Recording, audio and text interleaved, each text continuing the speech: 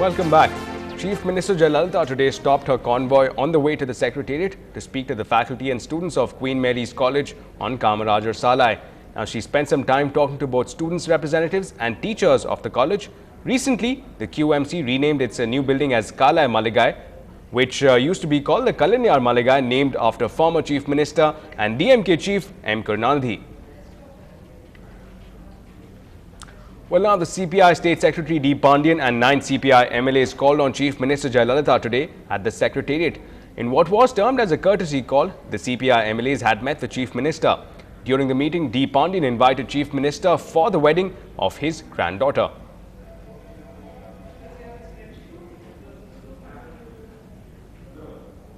And well, an income tax probe has revealed that the specific taxes on family property had not been paid by former Telecom Minister A. Raja in the year 1998. Now, the Income Tax Department was probing as to how A. Raja could afford to buy shares from Swan Telecom in the 2G spectrum case.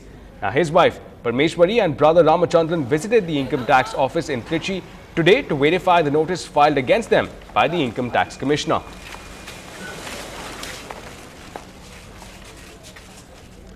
Well, as a follow-up to our extensive electoral coverage, we at Ndtv-Hindu have been bringing to you the reports of your areas and newly elected members in our new series, MLA Monitor. Now, today, we feature an elected member of one of the most prestigious constituencies in the city, that's T. Nagar. VP Kalai Rajan, the sitting MLA for the AIDMK, has made a comeback for a second stint in this assembly polls. Lokpriya brings us this report.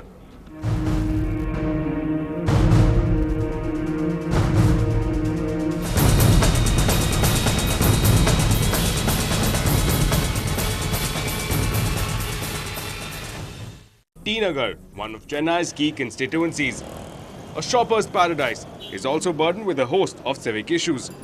And that's precisely why it remains a top priority for its MLA, VP Kalai Rajan. This AIADMK veteran has his task cut out for his constituency.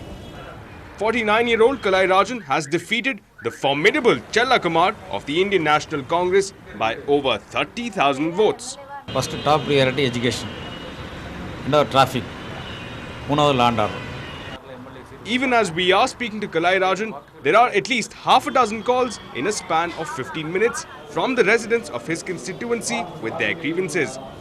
Familiarity with people and easy accessibility have made people turn to him.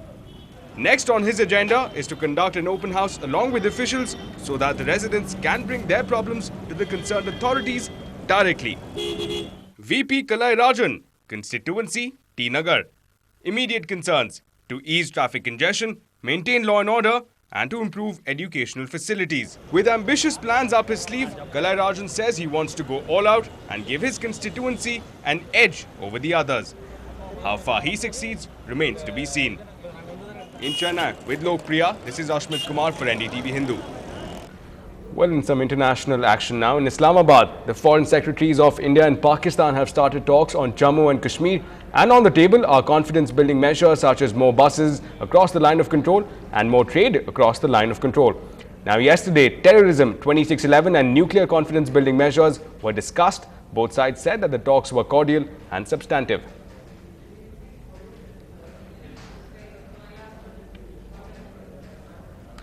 Well, the crisis in Air India continues, with the pilots now threatening that any accidents mid-air will not be their fault but instead of the management, as they have trouble concentrating, is what they are saying. The cause of the stress is the fact that pilots haven't been paid by the airline for nearly 2 months now. More trouble is brewing for the Maharaja. Take a look.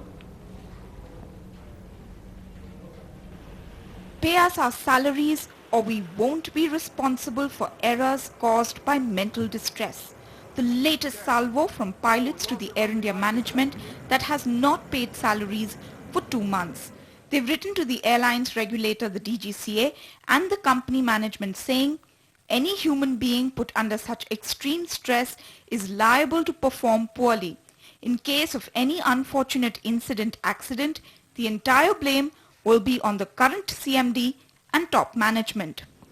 They say the biggest cause of stress, their defaults on loans. It's not just the pilots though. All 30,000 employees are waiting for their paychecks since May.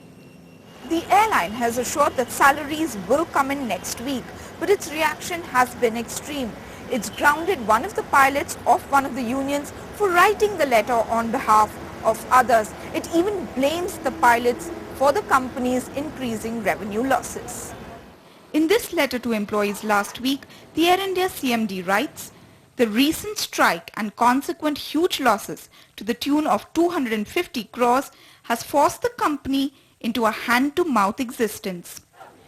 The strike has definitely played its part in adding to losses, but it's a drop in the ocean compared to the 40,000 crore debt Air India has accumulated with continuing financial and managerial mismanagement. In Mumbai, Meloni Bhatt for NDTV. Well, step up. That's what the hip-hop dance crew in the city is saying. That's what they're in the mood for. We'll tell you more about them on the other side.